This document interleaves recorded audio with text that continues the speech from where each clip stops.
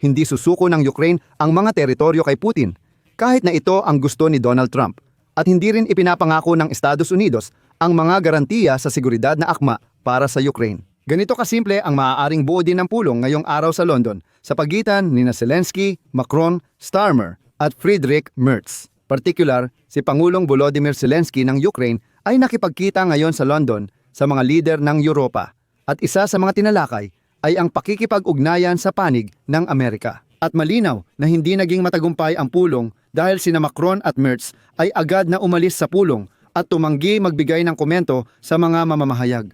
Kalaunan, pinuna ni Zelensky ang peace plan ni Donald Trump at iginiit na hindi isusuko ng Ukraine ang mga teritoryo nito. Inamin ni Friedrich Merz na may pagdududa siya sa ilang detalye ng mga dokumentong galing sa Estados Unidos. Sinabi ni Emmanuel Macron na mahalaga ngayong mapalapit ang mga posisyon ng European Union at Estados Unidos para magkasundo sa susunod na mga hakbang.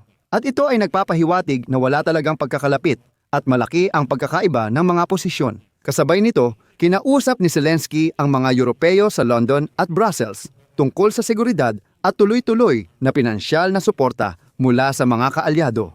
At ang pinakamahalaga, sinabi ni Zelensky na may sariling pananaw si Donald Trump kung paano dapat magtapos ang digmaan sa Ukraine. At ito ay lubhang naiiba. Ang pangalan ko ay Alexi Pechi. Talakayin natin ang paksang ito ng sabay-sabay. Pero bago tayo magsimula, hinihiling ko na mag-subscribe kayo sa channel na ito, i-like ang video na ito at mag-iwan ng kahit anong mahaba-habang komento. Mag-subscribe din kayo sa Telegram channel kong Pechi News. May link sa video description. Doon kami nagpo-post ng mga balitang agad naming natatanggap.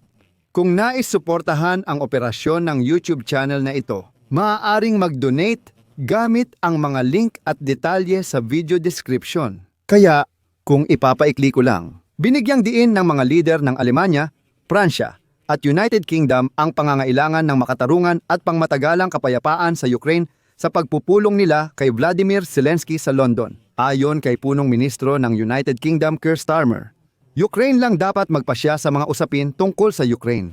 Ayon sa kanya, ang mga pag-uusap ngayong araw ay isang kritikal na yugto sa laban para sa kapayapaan. Nagpasalamat si Vladimir Zelensky sa mga kaalyado ng Ukraine para sa pag-oorganisa ng pagpupulong at binigyang diin na ang pagkakaisa sa pagitan ng Europa, Ukraine at Estados Unidos ay nananatiling pinakamahalaga. Binigyang diin niyang ngayong araw, dapat gumawa ng mahahalagang desisyon ang lider ng apat na bansa. Kasabay nito, binigyang diin ng lider ng Ukraine na may mga bagay na hindi kayang gawin ng Ukraine nang wala ang Estados Unidos at hindi rin kayang gawin nang wala ang European Union. Ipinahiwatig ni Zelensky na parehong mahalaga ang dalawang kaalyado at binanggit din ito ni Macron. Ipinunto ni Macron na dapat maghanap ng paraan ang European Union at Estados Unidos ng Amerika para magkasundo sa susunod na mga hakbang. Ayon kay Macron, nagsisimula ng magdusa ang ekonomiya ng Russia, lalo na matapos ang ating huling mga parusa. At saka susunod pa, binanggit ni Macron na kasama ng ibang mga bansa,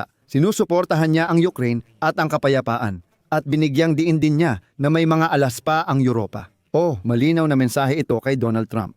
At dito, sa wakas ay diretsahang sinabi ni Emmanuel Macron na ang pangunahing usapin sa kasalukuyang negosasyon sa London ay ang paghahanap ng tinatawag na convergence o pagkakapareho. Partikular, ang tinutukoy dito ay ang pagkakatugma ng mga posisyon ng Estados Unidos, Europa at Ukraine tungkol sa potensyal na kasunduang pangkapayapaan na maaaring magtapos sa agresyon ng Russia.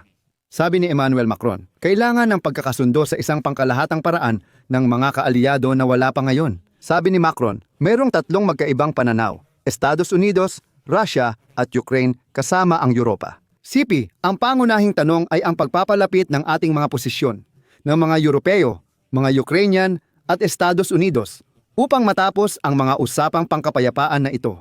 Pagkatapos lamang makamit ang napagkasunduang posisyon ay makakapanimula ang mga panig sa bagong yugto kung saan magsisikap silang tiyakin ang pinakamainam na mga kondisyon para sa Ukraine, para sa mga Europeo at para sa kolektibong seguridad. At ano ang ginagawa ni Donald Trump sa sandaling ito? Si Donald Trump, hindi ko alam. Parang nang-aasar pa, kinuha at nirepost sa sarili niyang social network na True Social ang isang artikulo mula sa New York Post na may pamagat na Impotenteng mga Europeo ay maaari lamang magalit kapag makatarungang inaalis sila ni Trump sa kasunduan tungkol sa Ukraine. At ganitong klasing artikulo ang nirepost ni Donald Trump sa kanyang social network. Ano ang interesante? Ano ang nakikita mo? Ang tawag ng Amerikanong media dito ay kasunduan tungkol sa Ukraine, hindi planong o kasunduang pangkapayapaan. Kasabay nito, sinabi ni Kanselyer ng Alemanya na si Friedrich Merz na may pag-aalinlangan siya sa ilang detalye ng mga dokumentong nagmumula sa Estados Unidos. Ayon sa kanyang pahayag, mahalaga ang sandaling ito para sa ating lahat. Kaya patuloy naming sinusuportahan ang Ukraine. Ang kapalaran ng Ukraine ay kapalaran din ng Europa.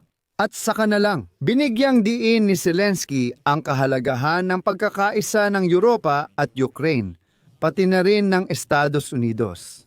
CP. Tinalakay namin ng detalyado ang diplomatikong gawain kasama ang Amerika at nagkaisa sa posisyon hinggil sa kahalagahan ng mga garantiya sa seguridad, rekonstruksyon at susunod na hakbang. Isa pa sa mga naging paksa ng negosasyon ay ang karagdagang suporta sa depensa para sa Ukraina. Bukod pa rito, mariing pinabulaanan ni Zelensky ang posibilidad ng paglilipat ng mga teritoryo ng Ukraina bilang bahagi ng inisyatiba ng kapayapaan ng Estados Unidos ng Amerika, CP. Isinasaalang-alang ba natin ang pagbibigay ng ilang teritoryo? Wala tayong legal na karapatan sa Ukraine ayon sa ating konstitusyon, sa internasyonal na batas, at kung tutuusin, wala rin tayong moral na karapatan.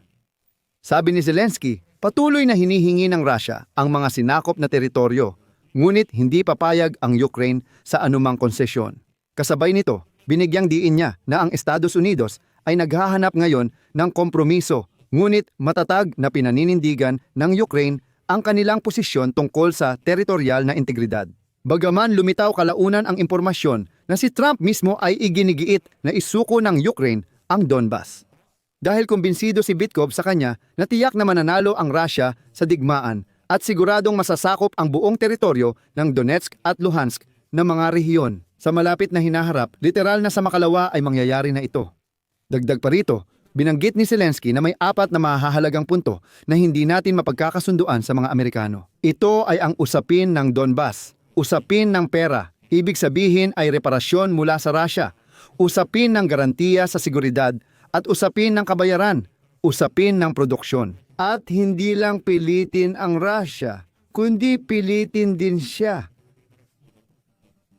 Ngunit dito, gusto kong ipaalala na wala pang opisyal na nilalabas ang White House tungkol sa peace plan ng Estados Unidos para sa digmaan ng Russia at Ukraine. Lahat ng nakita natin, kabilang ang planong may 28 puntos, ay galing lang sa mga publikasyon ng media. May mga mahigpit umanong hinihingi para sa Ukraine sa draft ayon sa di-opisyal na impormasyon. Partikular, pinag-uusapan na dapat talagang isuko ng Kyiv ang Donetsk at Luhansk na mga rehiyon at ibigay ang mga ito sa Russia nang walang anumang labanan. Kasama rin daw sa plano ang pagbabawal sa Ukraine na sumali sa NATO at ang Estado ay dapat magtakda ng neutral na katayuan sa antas ng batas. Dapat bumoto ang mga bansa ng NATO sa kanilang mga parlamento at pagtibayin na hindi kailanman tatanggapin ang Ukraine sa alyansa.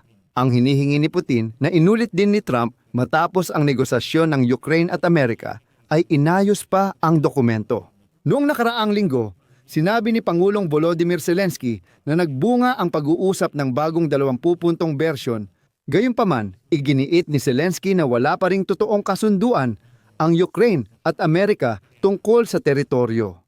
Bukod pa rito, binanggit ni Zelensky na ang mga garantiya ng seguridad para sa Ukraine mula sa Amerika ay kailangang aprubahan ng Kongreso upang hindi na maulit ang nangyari sa Budapest Memorandum. Magbibigay ako ng sipi. Siyempre, kung hindi ito tulad ng Budapest Memorandum na puro pangako lang, kundi mga garantiya na pagbobotohan sa Kongreso ng Amerika. Iyan ang usapan natin. Sa ngayon, positibo ang pananaw nila sa hakbang na ito.